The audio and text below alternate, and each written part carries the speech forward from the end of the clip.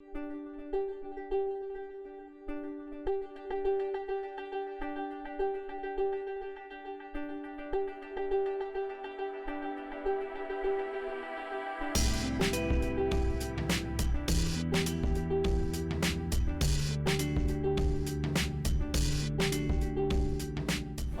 and welcome to Oasis Academy Media City UK.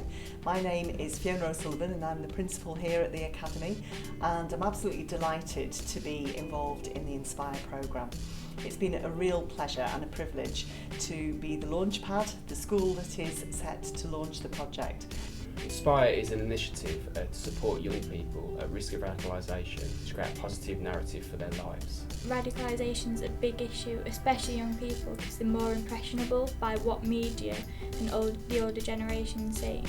It probably is the first and only project that I've seen that responded to the problem of radicalisation in a positive way. Oasis Academy Media City UK is ideally placed to be the launchpad for the project because we're working already very effectively with a range of our partners in the community.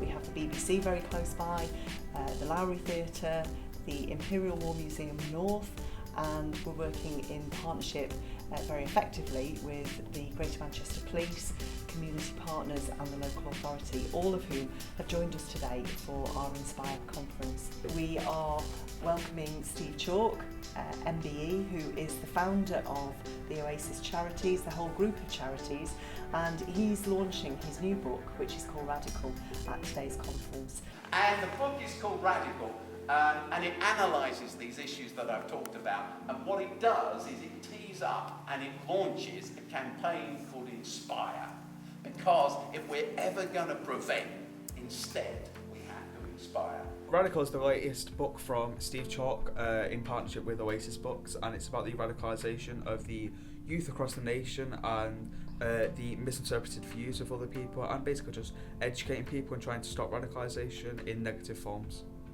The problem with all the approaches that we've had so far to anti-terrorism is that they're just not radical enough. They don't get to the root of the problem. Why do people decide to try to blow up commuters that they don't know? Why do they give themselves to become suicide bombers? How do they get recruited? Why are they motivated? The people who get involved in ISIS and join them, actually, then people have no hope for their life. In society, many young boys and girls at the age of 14 and 13 onwards join groups because they feel unwanted from society, they feel left out, they feel like the odd one out in the family, so they join because they feel like they have power, they feel belonging. The recipe for terrorism is a recipe of poverty and lack of hope, lack of voice, lack of being heard, lack of representation, lack of self-worth, lack of belonging. Steve is the inspiration for the whole Inspire programme and has worked very hard to talk about the way in which positive opportunities for young people will be far more effective than preventing extremism. It will divert the problem onto something more positive, and it will create an alternative for these young people that are at risk of radicalisation.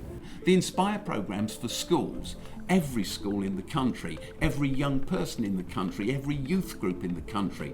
This afternoon we have a football match between Oasis Academy Aspinall and Oasis Academy Harper Mount.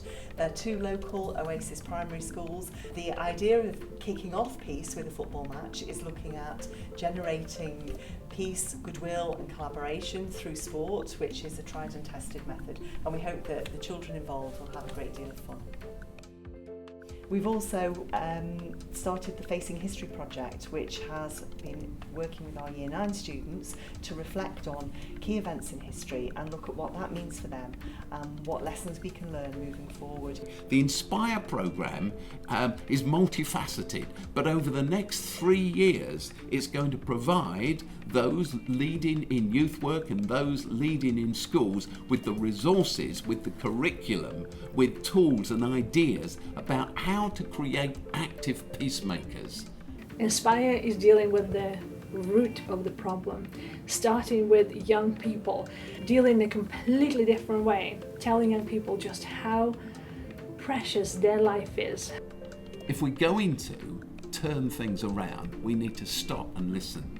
And I believe if we're really going to prevent radicalisation into bad stories, we need to think about radicalisation into stories worth belonging to. And at the age of 14, I decided that what my life was going to be about, it was going to be about creating education and healthcare and housing for vulnerable people. And that passionate narrative took my life over. I was radicalised into something good. We can't just try to prevent, we need to inspire.